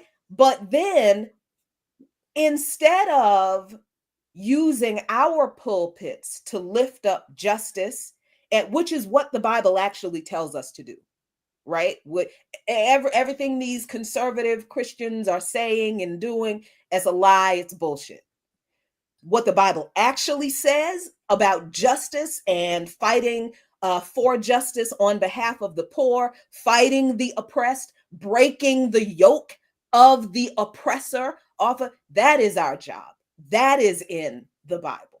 And I'm not interested in anybody's opinion on Christianity or faith in particular. That's your business. I'm just telling you what's in the book. And I am telling you that what these people are saying is in the book has always been a lie. And for us to have known that it's been a lie, and our response has not been to fight for the truth and our people using our faith. Instead, what we did was we sat in church and we were like, oh, well, let's just pray and let's just pray for their souls. Let's pray for God to change their hearts. And that's not what God told us to do either. God told us to fight oppression. I saw the Black church actively get caught up in the okie doke. I remember this very clearly. 04, 06, Bush running for re-election, and then the 06 midterms. What was pushed was the big anti-gay marriage. And Yep. I was in a couple of Black churches that gave sermons about the evils of same sex, and God created man, and we make sure we gotta vote and make sure that we keep married, the sanctity of marriage and all this shit. And I said, look at these Negroes, y'all have been led astray behind gay marriage because you're so homophobic, you hate gay people so much you would literally cast votes to reinstall George W. Bush. Over what? Gay marriage? How does gay marriage impact the Black community? How, where are material needs being compromised in any way if gay couples are allowed to marry legally or anything? But I just saw Black folks sometimes get caught up in the culture wars, which is what this ADOS nonsense is. Like, y'all, we are so susceptible to conservative talking points and to conservative ideals, not to the extent that we don't even really fully acknowledge it, because you can't tell them ADOS niggas that they are literally on the same side as Republicans. They would probably want to fight you, or I don't give a fuck. But you understand, like, it's just, it's crazy to me how easily some portions of the Black community, especially the Black Christian community, can get so easily co-opted into this grander Christian umbrella that excludes all of our issues in literally fighting for any aspects of our liberation. Well, you know where that came from. Well, of course you don't know where that came from. People don't know where that came from. And it's something I noticed because at the time I was a member of First Baptist Church of Glen Arden here in Maryland, big ass mega church that a bunch of Washington football team players and politicians are members of, and they get to sit in the front row. I'm not kidding. They have VIP style. Yes, they have reserved. So I was in church one Sunday, and I never paid attention to the bulletins. I just went to church because I was a youth minister and all this kind of stuff. And I was already getting kind of annoyed because I don't like mega churches because the whole prosperity gospel, all that bullshit. I'm like, oh God, I can't do this no more. But the straw that broke the camel's back for me was I'm sitting in church one Sunday and why is George Bush a guest? I remember that. Why? Why was he a guest? And why? Now, First Baptist Church of Glen Arden, black ass church, black ass pastor. George W. Bush was given a standing ovation. Why? And that was not the only time. That man did a speaking tour of black churches. He sure did. Why? Because of his faith-based initiatives program. The Bush administration, since somebody in the chat is like, you don't never talk about George Bush. God damn it. Y'all just, I mean, what do you want us to say about George Bush? Bush rolled out the red carpet. Bush Cheney rolled out the red carpet for all this executive overreach that we are dealing with right now. Exactly. And again, Obama didn't roll any of that shit back. Obama said, word, I can do this shit too. Right. Bet. So the rise in this homophobic focus in black churches coincides with Bush's faith-based initiatives programs, where he gave a bunch of federal money to Black churches. Mhm. So that's when, and there has also been a long history of white conservative theologians indoctrinating pastors in seminaries. Dallas Theological Seminary is a big one. It's one of those institutions that teaches a very conservative and very specifically racist and imperialist interpretation, misinterpretation, flat out lying about scripture. Are they homophobic? Yes, They're, extremely. they're probably Yes. very DL Yes. in that. And in that. and when you read, listen, I understand people's opinions about Christian, fine, whatever. But when you actually read and study the Bible, and you do it alongside reading and studying the Quran and the Torah, and you read with other people and you study with other people and you study the context of the history that these scriptures are written in, you realize that the scriptures that people claim condemn this thing actually don't, because those words do not mean what we think they mean today. They didn't mean that back then. So everything that we think we know about even the Christian faith, we don't, because we have been deeply indoctrinated by people who have lied about it, literally lied about what's in the book. And our condemnation as Christians is that we don't read and study our own faith and confront the people who lied about it and who are still lying about it. Instead, we are following them to get our check. That's what we're doing. When you see Christianity expressed in revolutionary countries, like when you go to Venezuela and you go to the tomb of Hugo Chavez, and you go to and his tomb is in the fort where he launched the first attempted coup of the right-wing government. The very first room they take you into is the chapel at the fort, where Chavez and his men prayed before they went and loaded those cannons and shot them at the right-wing US-backed government.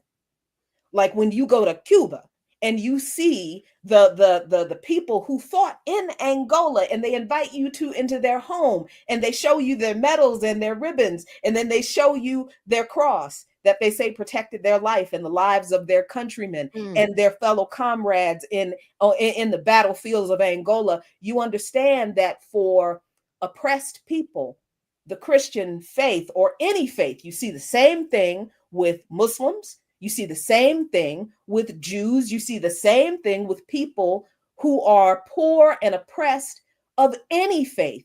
Religion serves to give oppressed people hope. All religion, I don't care what the religion is, and it doesn't have to be an Abrahamic religion.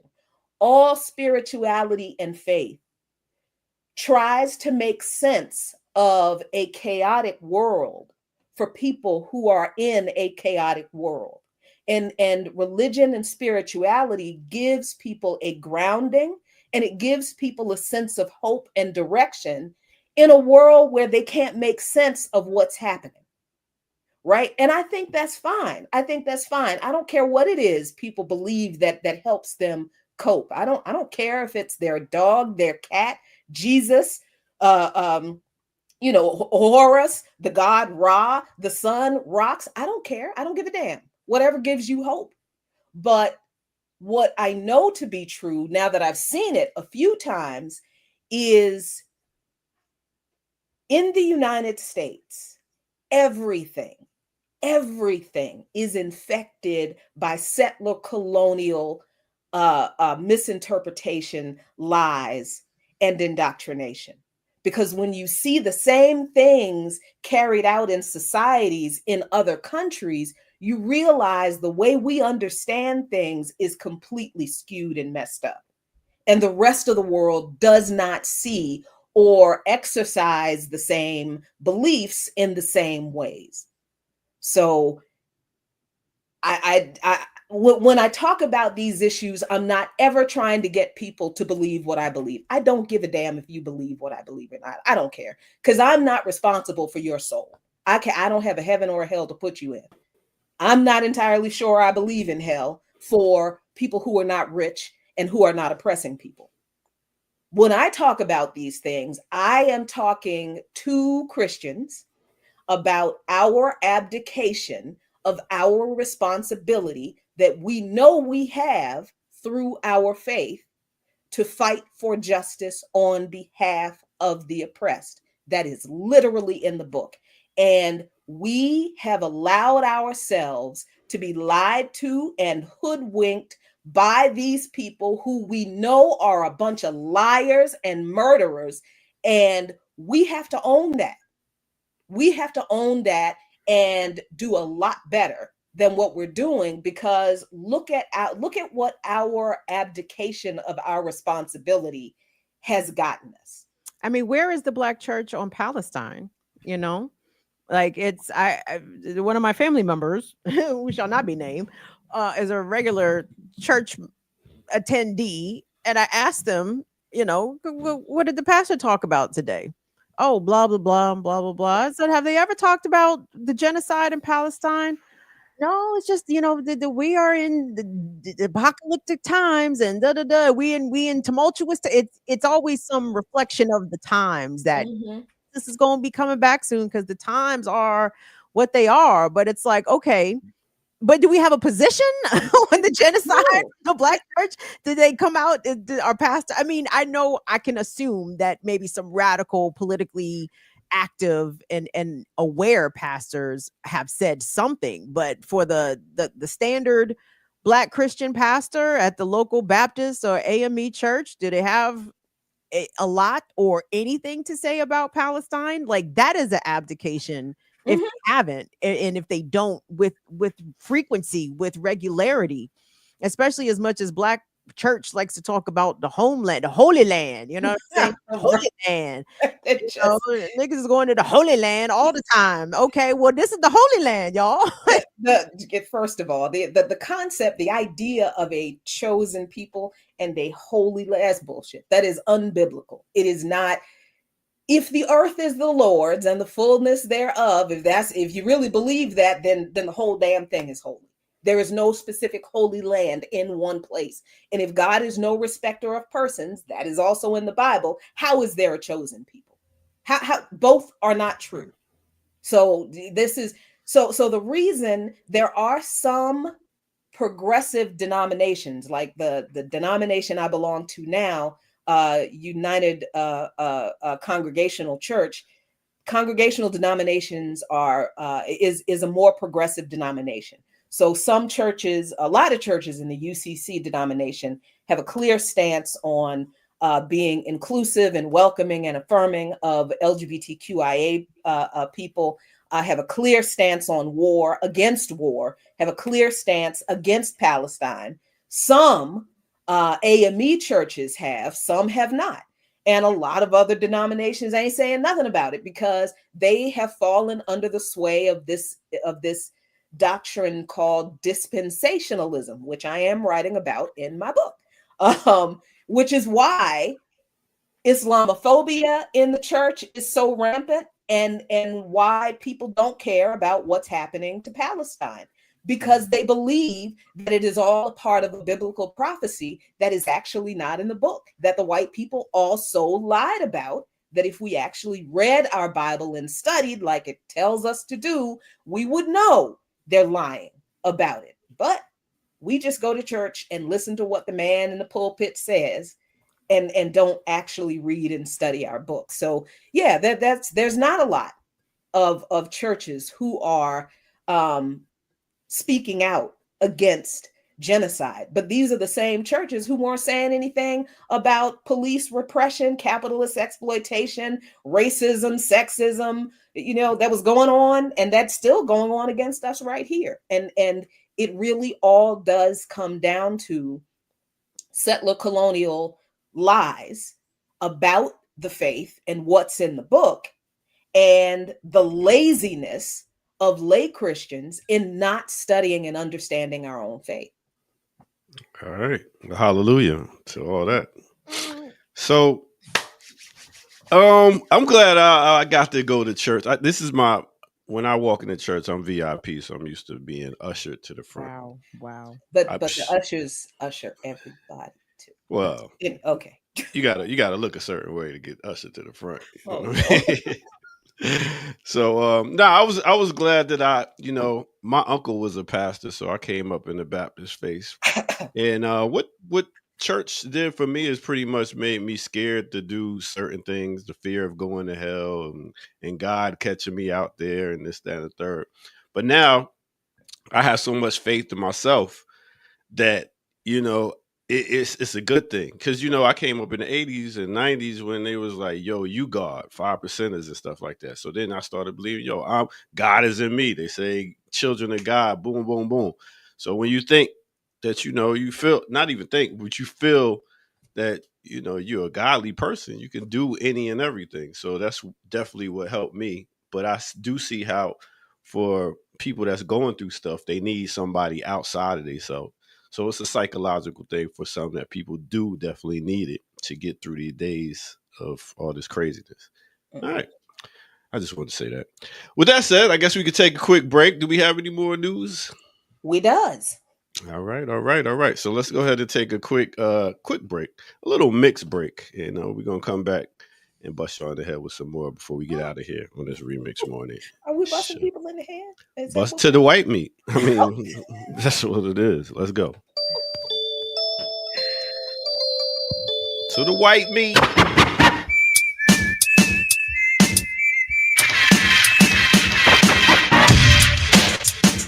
Let's get to it.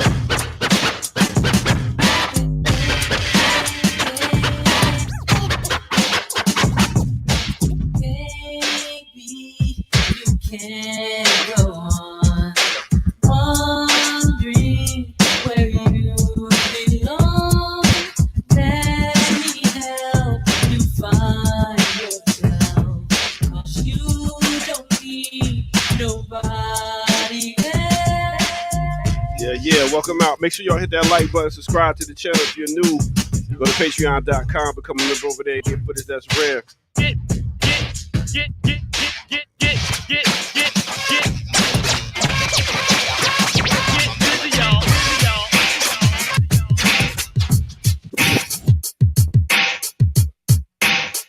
Once again, as we take you back to the 80s, make sure y'all tune in at 11 o'clock. Classical Breakdown. Make sure y'all tune in at 11 o'clock. Classical Breakdown as we get back to you right here, right now. I go by the name of the doctor. Let's go. Check it out, party people, 'cause this party is burning. For a new dance, I know you've been yearning. Yearning for all you people concerning. A brand new dance called the Pee Wee Herman.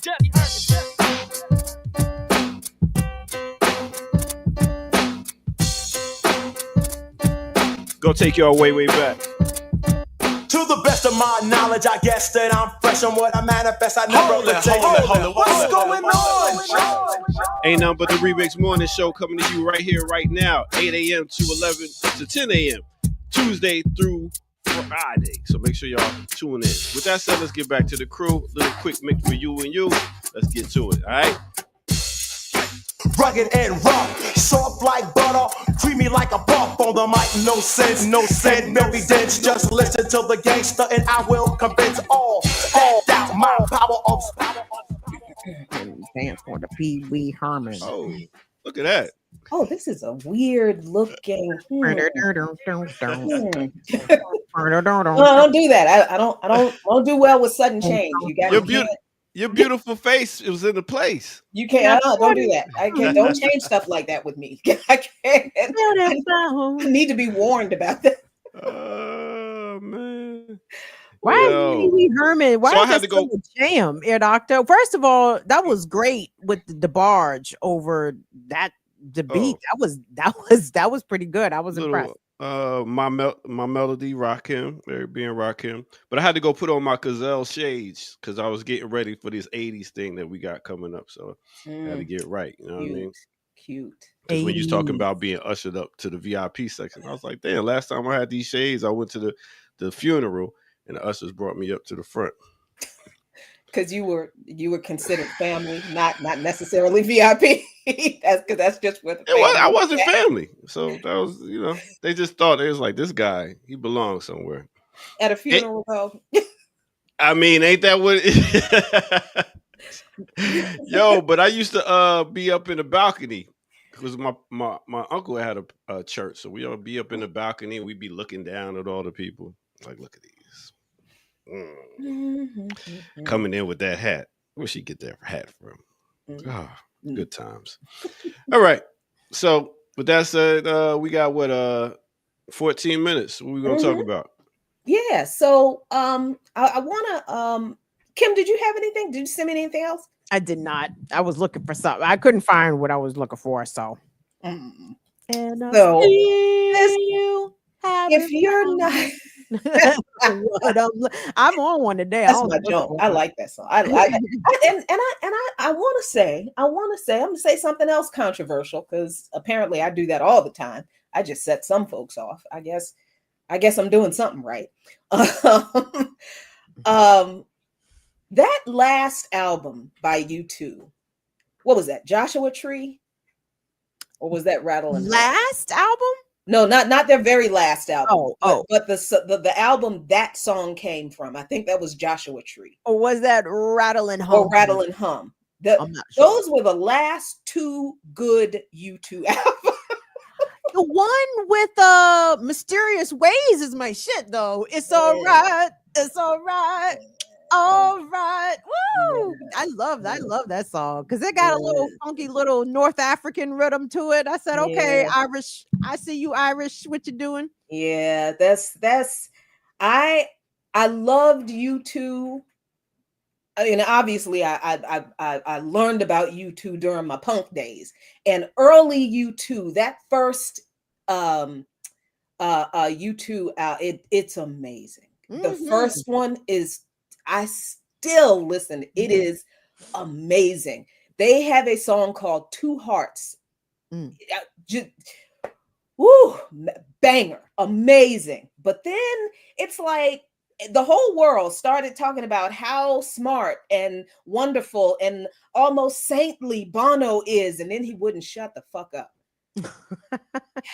And then Bono was everywhere. And then he was everywhere. And then every he's humanitarian award. Yeah, then of course we find out he's a raging liberal, who's half an imperialist. And then it was the whole Morrissey vibe. If you're not familiar with Morrissey, he was the lead singer of the Smiths. Smiths, very influential punk band out of the UK.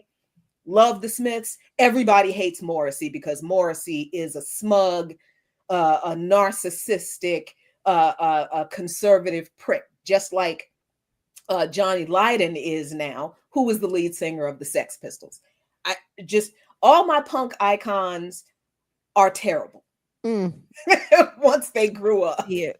Listen, don't tell me if Dave Grohl's voting for Trump. I don't want to know. He didn't vote for Trump, but that dude, he screwed around on his wife with some little young girl. Oh wow! He's a bad rock star. Bad rock star. Not faithful to his spouse. He's a bad boy. He's a bad boy. Like, dang it. Anyway, it's my whole childhood. It's like it's all a lie. These people weren't revolutionary. Chuck D talking about oh my God, the whole thing. Anyway. Go jump into that Bob Villain catalog, Jackie. I'm telling you, I think you'll like it. No, I have been listening to, yes, I do. And you know who they remind me of? Who is that? Akala. Not familiar. You gotta check out Akala out of the UK. Akala is he's a dope hip hop artist. out of UK, very conscious, very dope. That's I when I saw that video first of them at Glastonbury, I'm like, oh, there's a he reminds me, and I couldn't figure out, but it's Akala, and you should check out Akala. Very, very, very good. But yeah, I dig Bob Villain. I do. Very nice. And yes, they fine. They fine. Keep that. Oh, well, keep the that's shirt true. off. Keep it off. It doesn't hurt. It doesn't hurt. But I There's said no reason. There's no reason for that man to ever wear a shirt. Take all of his shirts away. he's a cutie pie. Yes, to boot, right? Like On on top of right everything else, and he's kind of cutie patootie. Yeah, Well done, Britain, for once. Yes, very well done. So, okay, the serious news. Listen, if you're not reading Black Agenda Report that drops every Wednesday, you need to be reading Black Agenda Report.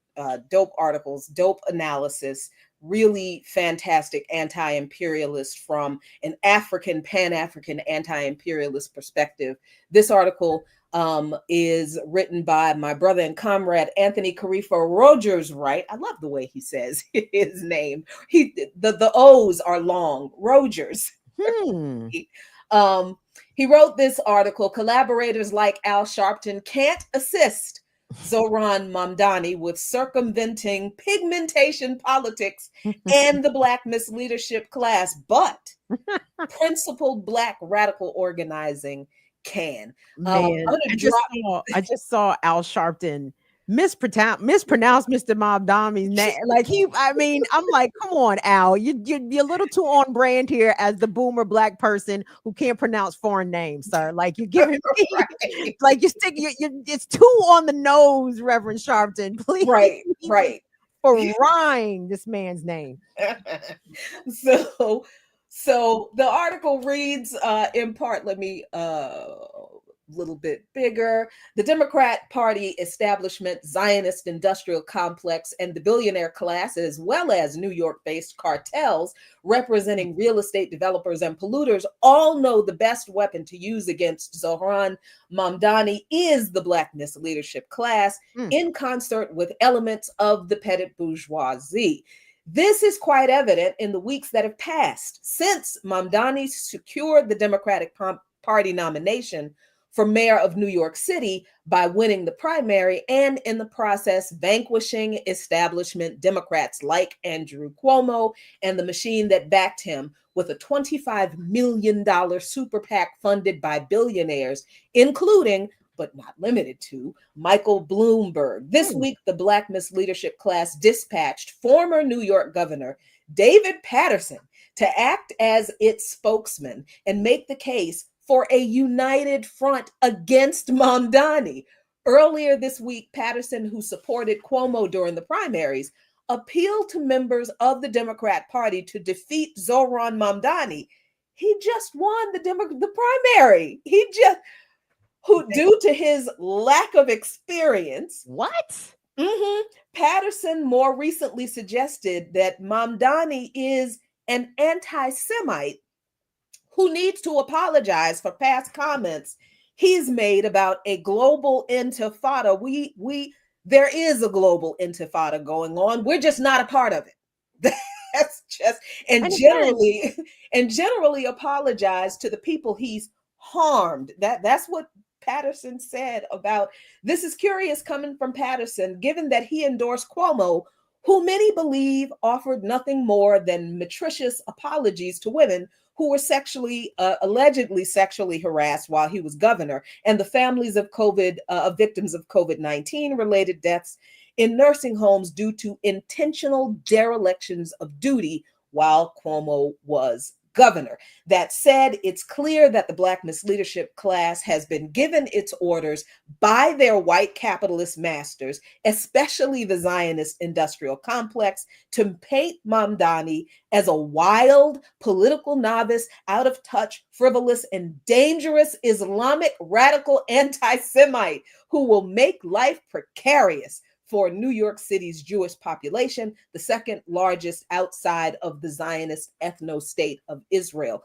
It should be noted, I have to say here, that Anthony is himself Jewish. Okay, so the Zionist industrial complex's favorite house Negro, and a top recipient of AIPAC blood money, Hakeem Jeffries, declared that Mamdani will have to do more to convince New York City's Jewish voters that he will stand against anti-Semitism based on the nominee's past statements on the Zionist ethno-state of Israel, which included his suggestion that he would have Israeli Prime Minister Netanyahu arrested for war crimes as mayor, noting, quote, "This is a city where our values are in line with international law," end quote. Jeffries makes these specious claims despite the fact that Mamdani has received the endorsement of Jewish lawmakers such as Representative Jared Nadler, New York City, and New York City Comptroller Brad Lander, as well as national organizations including Jewish Voice for Peace. That's a typo. Sorry about that. And Bend the Arc, albeit it was a tacit endorsement. So I put the link to this article in the chat for you. You can read the rest of it. Anthony is an amazing writer. He has such a command of words. But you are seeing what we talked about, I think, just yesterday, how the Democrats are going to coalesce against Mamdani. They're going to do everything in their power to make sure Mamdani does not win against Eric Adams. They are cannibalizing their up and coming generations of voters. And I it's so nonsensical. I'm like, do you even understand what you're doing? Like, you are making, especially young voters, permanently distrust the Democratic Party, right? So, because when there is a candidate that actually speaks to all of the issues of which, you know, people are suffering under capitalism, housing and affordability, food deserts, you know, stuff that obviously is pertaining to all New Yorkers. But Mamdani is so popular across the board because he's speaking the issues that everybody's dealing with and coming up with good solutions. And, you know, should he be elected? But it's like, y'all, for better or worse, you know, Nina Turner, who was the sister who ran for mayor in Buffalo a few years back. She won the Democratic primary, and the Democrats put up the person who lost but ended up winning, but the Democrats withdrew their support in spite of her actually having won the nomination. So it's like, how many times are y'all going to do this? How many times are we going to have the people democratically select who they want, the direction that they want to go in beyond this neoliberalism stuff, and actually do things that benefits the masses of working and poor folks? And to see the Democratic establishment come back time and time again, kneecap people, torpedo their campaigns. And it's like, young people are divesting away from Democrats in droves. Like, this is not going to bring more folks into your tent. So why do you keep doing this? Because we want to uphold the status quo. I mean, like Sherelle Parker said, we trying to not uphold the status quo. That's all y'all do is uphold the status quo. I guess that's your job. So, ladies, where can we go to hear more about this on your shows? Darker Than Blue tomorrow night. What is today? Is today Thursday? Yes. So that means tomorrow is Friday. Yeah. Darker Than Blue tomorrow night at 5:00. I'll be talking about this and some other stuff. I may have a dark room, haven't had one in a while. But yeah, that's where. Well, just turn the lights off. You'll have a dark room. Go ahead, Kim. What you got? Where's yours? The lights. And come to me. I light a candle. Can't take y'all nowhere, boy. I tell you. Turn them off. Because Teddy Pendergrass been threatening people to be sexy for years. I've been telling people, that's not a love song. That man is threatening you. Yeah, we're gonna have to explore some songs that was kind of wild. Like, I was listening to Ray Parker Jr. the other day. He was like one of the first songs for women's affirmative action. I'll talk to you about that song at 11:00. But we'll get to it. So you're gonna have to come back for that one. Yeah, it's crazy. Ray Parker Jr. He had a song for women affirmative action. All right. So with that said, 11:00. Make sure. No. What? What song? You know what song I'm talking about? I am gonna watch now. Come back, 11 a.m. And make sure y'all come back tomorrow morning at 8 a.m. for some more of the Remix Morning Show. Great show, y'all. I'm sure people learn so much, and y'all learn something from them too, especially the chat room. They're the smartest individuals I've came across. Hey, in a how many while. folks we had in the chat today? Can we get a corresponding number of likes, please and thank you? Yeah, about 300 live, something like that, up there in them numbers. So We'll take it. yeah, we'll be back. Not next week. Remember, y'all. That's right. On vacation. Rerunning it next week. We doing our little vacay. So that's Reruns it. of the remix. Yeah, we out of here. Peace out, my people. I want to be free. R.I.P. Young Noble.